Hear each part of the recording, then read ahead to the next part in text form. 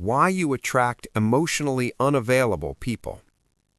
There is a specific kind of relationship pattern that can quietly repeat itself for years before you fully notice it. You meet someone intriguing. They're independent, mysterious, maybe even a little hard to read. At first, the emotional distance feels subtle. They're just busy, private, or slow to open up. But over time, something familiar starts happening.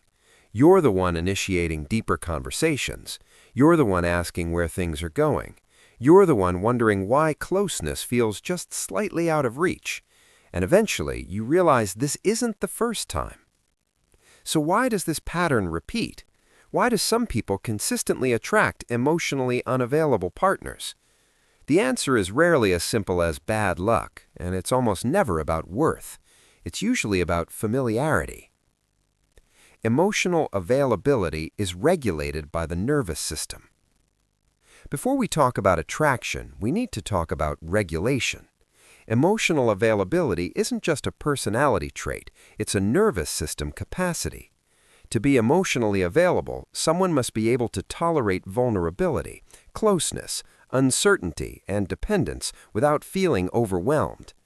Research in attachment theory, originally developed by John Bowley and later expanded by Mary Ainsworth, shows that our early relational experiences shape how safe closeness feels. If someone learned that emotional needs were ignored, criticized, or inconsistently met, their system may associate intimacy with stress rather than safety. When closeness activates stress, the brain shifts into protective mode. That can look like withdrawal, distraction, intellectualizing feelings, or keeping conversations surface level. From the outside, it looks like emotional unavailability. From the inside, it feels like self-protection. But here's the deeper layer. People are often drawn not to what is healthiest, but to what is familiar. Familiar doesn't mean good, it means known. The human brain prefers predictability. Even if a pattern is painful, if it's predictable, it feels manageable. If you grew up having to earn attention, decode moods, or work for emotional warmth, your nervous system may associate effort with love. You may feel more chemistry with someone slightly distant than with someone consistently available. Why? Because distance activates pursuit, and pursuit activates meaning. Studies on intermittent reinforcement, a concept studied in behavioral psychology, show that inconsistent rewards are actually more addictive than consistent ones. When affection is unpredictable, the brain releases more dopamine in anticipation. The uncertainty intensifies attachment.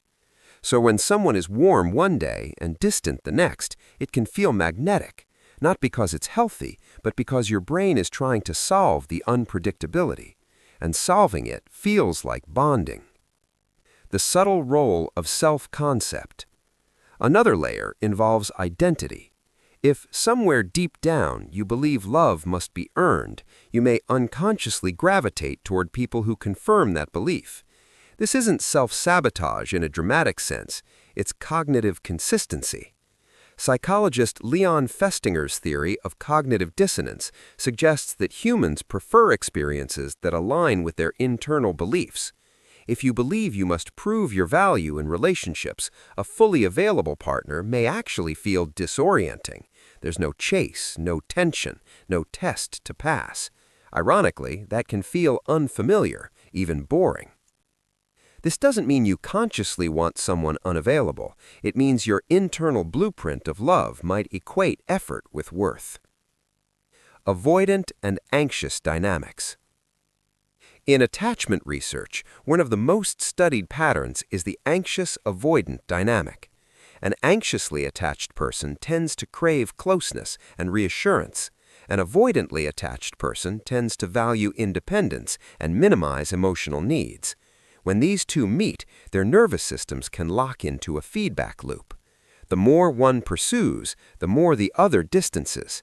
The more the other distances, the more the first pursues. It can feel intense, even passionate, but intensity isn't the same as intimacy. Importantly, people are not fixed categories. Attachment styles are adaptive strategies, not life sentences. But without awareness, patterns repeat because they're co-regulating in a dysfunctional way. Emotional unavailability can feel safe. This is the part that surprises many people. Emotionally unavailable partners can feel safer than available ones, especially if deep down vulnerability feels risky. If someone is consistently distant, you never have to fully show yourself either. The relationship hovers at a level where real exposure never happens. You can want closeness without having to sustain it. In that sense, both people may be protecting themselves, just in different ways. From a neuroscience perspective, the amygdala, the brain's threat detector, activates when we sense potential rejection or loss. If past experiences wired your brain to anticipate abandonment, you may become hyper-attuned to subtle signs of withdrawal. That hypervigilance can paradoxically keep you locked into the very dynamic you fear. You're scanning, adjusting, working harder, and working harder can feel like loving more. There's also the potential trap. Emotionally unavailable people often show glimpses of depth, moments of openness, rare vulnerability. Those glimpses can be powerful. Your brain encodes them as proof. They can be close. I just need to create the right conditions. This turns the relationship into a project. Psychologically, this taps into what's known as the sunk cost fallacy. The more effort you invest, the harder it is to step away.